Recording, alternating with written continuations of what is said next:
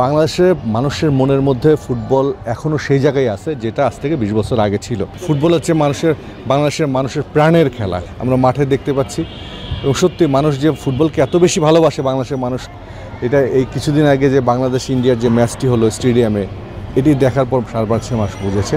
মানে আমি নিজে খুব এক্সাইটেড হয়ে গেছিলাম খেলা দেখে। বিশেষ করে বাংলাদেশের খেলা যখন হয় সত্যি দম বন্ধ হয়ে যায়। হামচার পারফরমেন্স তো পুরো মাঠে যেভাবে একা দাপিয়ে খেলেছেন, সত্যি এটা প্রশংসার দাবিদার। যে ভালো পারফরমেন্স করবে সেই মাঠে টিকে থাকবে। আপনি বাংলাদেশের সাথে চুক্তিবদ্ধ হন, আসলে কেমন লাগছে যে ফুটবলের উন্নয়নে কাজ করতে পারবে? না, ডেফিনেটলি ভালো লাগবে, যেহেতু দেশের ফুটবল হচ্ছে বাংলাদেশের মানুষের প্রাণের খেলা। ক্রিকেট যেমন আবেগের খেলা, এটা হচ্ছে প্রাণের খেলা। তো এই প্রাণের খেলার সাথে এর আগেও ছিল ওয়ালটন যে আজকেই নতুন তা না, আগেও ছিল। তো হয়তো আবার নতুনভাবে ভালো কিছু করবার প্রত্যয় নিয়ে এবং আশা আছে আমরা ফুটবলের সাথে আগামীতে সবসময় থাকবো। কারণ ফুটবল যেভাবে মানুষ এখন তাদের ভালোবাসা দেখাচ্ছে, প্রকাশ পাচ্ছে, এবং ফুটবল যারা খেলছেন তারাও তাদের কিন্তু সবটুকু উজাড় করে দিয়ে খেলছেন, আমরা মাঠে দেখতে পাচ্ছি। এবং সত্যি মানুষ যে ফুটবলকে এত বেশি ভালোবাসে বাংলাদেশের মানুষ, এটা এই কিছুদিন আগে যে বাংলাদেশ ইন্ডিয়ার যে ম্যাচটি হলো স্টেডিয়ামে, এটি দেখার পর সারা মাস বুঝেছে। তো ফুটবলকে মনে হয় না বাংলাদেশে আর দাবিয়ে রাখা যাবে। ডেফিনেটলি ওয়ার্ল্ড ক্লাস পারফরমেন্স, এটা তো বলার অপেক্ষাই রাখে না। বিশেষ করে হামচার পারফরমেন্স তো পুরো মাঠে যেভাবে একা দাপিয়ে খেলেছেন, সত্যি এটা প্রশংসার দাবিদার। এবং তার আসাতে সুবিধা হয়েছে কি, শুধু ফরেন প্লেয়ার না, আমাদের দেশের যারা প্লেয়ার রয়েছেন, যেসব ছেলেরা খেলে, তারাও কিন্তু অনেক বেশি উৎসাহিত হয়েছে ফুটবল খেলবার জন্য। স্কুল পর্যায়ের ছেলেরা এখন উৎসাহ পাচ্ছে ফুটবল খেলবার জন্য, এবং আমাদের যারা প্লেয়ার ছিল তারাও কিন্তু এখন নিজেদের সব কিছু উজাড় করে দিয়ে মাঠে পারফরমেন্স দেখাচ্ছে। কারণ এখন কিন্তু টিকে থাকার সময়, যে ভালো পারফরমেন্স করবে সেই মাঠে টিকে থাকবে। সো তারাও তাদের বেস্টটা দেখার সুযোগ পাচ্ছে এবং তারাও ফিল করতেছে না, ভালো করলে সারা দেশের মানুষের প্রশংসা পাওয়া যায়, এটাও কিন্তু তাদের একটা বিশাল প্রাপ্য। তারাও চেষ্টা করছে। Definitely it was a very good match. আমি পুরো খেলা দেখেছি, বিশেষ করে দর্শকরাও যেভাবে সাপোর্ট দিয়েছে পুরো টিমকে, এটা দেখার মতন ছিল না। আমি তখন দেশের বাইরে ছিলাম, আমেরিকাতে ছিলাম, আমি দেখেছি, লাইভ দেখেছি খেলা। মানে আমি নিজে খুব এক্সাইটেড হয়ে গেছিলাম খেলা দেখে। বিশেষ করে বাংলাদেশের খেলা যখন হয় সত্যি দম বন্ধ হয়ে যায়।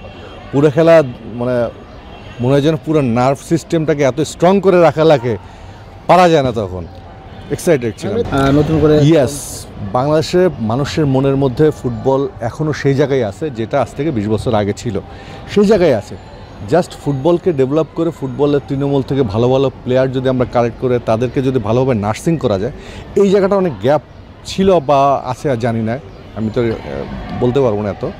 তবে ওদেরকে যদি ভালোভাবে নার্সিং করা যায়, আমার মনে হয় ডেফিনেটলি একটা ভালো জায়গায় যাবে ফুটবল। যেহেতু আমাদের নারী ফুটবলটা দেখেন কি চমৎকার খেলতেছে, তাদের মাঠের খেলা দেখলে সত্যি আমার নিজের কাছে অবাক লাগে, এত সুন্দর খেলছে তারা। বাংলাদেশের মেয়েরা অসাধারণ। আমার মনে হয় আমার ছেলেরাও পিছিয়ে নেই। হ্যাঁ, তাদেরকে জাস্ট একটু নার্সিং করলে আমার মনে হয় অনেক ভালো খেলবেন। ডেফিনেটলি আমি তো চাবো যেন চ্যাম্পিয়ন হোক, ডেফিনেটলি, এবং সেই যোগ্যতা আছে আমার মনে হয় সেই টিমের। যেটা বললাম যে ওদের হয়েছে কি, যে প্রত্যেকে ভালো খেলে, কিন্তু যখনই ন্যাশনাল পর্যায়ে ন্যাশনাল পর্যায়ে খেলার যে প্লেয়ারের যে কোয়ালিটি থাকা দরকার, এটার জন্য না ভালো নার্সিংয়ের প্রয়োজন হয়। হ্যাঁ, এই নার্সিংটা তাদের প্রচণ্ড অভাব। এমনি লোকাল খেলবার জন্য যতটুকু দরকার তাদের মধ্যে আছে, কিন্তু ইন্টারন্যাশনাল পর্যায়ে বা এই ন্যাশনাল পর্যায়ে এসে খেলবার জন্য যে কোয়ালিটি দরকার, এটা কিন্তু জাস্ট তাকে নার্সিং করলে সে কোয়ালিটিটা বের হয়ে আসবে। এই জায়গাটা অনেক অভাব আছে। আমার মনে হয় এই জায়গাটা যদি সবাই একটু ফোকাস করে, যারা এটার সাথে সংশ্লিষ্ট, আমার মনে হয় অনেক ভালো ভালো প্লেয়ার বেরিয়ে আসবে এখান থেকে।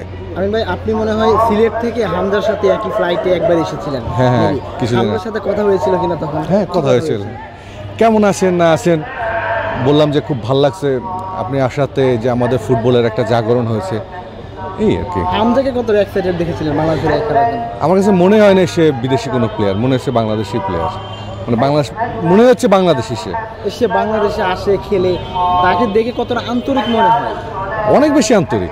আমার বললাম না, কখনোই ফিল হয়নি যে সে একটা বিদেশে থাকে বা বিদেশি প্লেয়ার। মনে হচ্ছে বাংলাদেশি প্লেয়ার এবং অনেক হাম্বল, অনেক মিশুক। হামজা ডিফেন্স, মিডফিল্ড, স্ট্রাইকার সব পজিশনেই সাপোর্ট দিয়ে থাকেন। আমরা ইন্ডিয়ার ম্যাচে দেখেছি একটা গোলও সেভ করেছেন, গোলকিপারের মতোই, যদিও গোলকিপার না।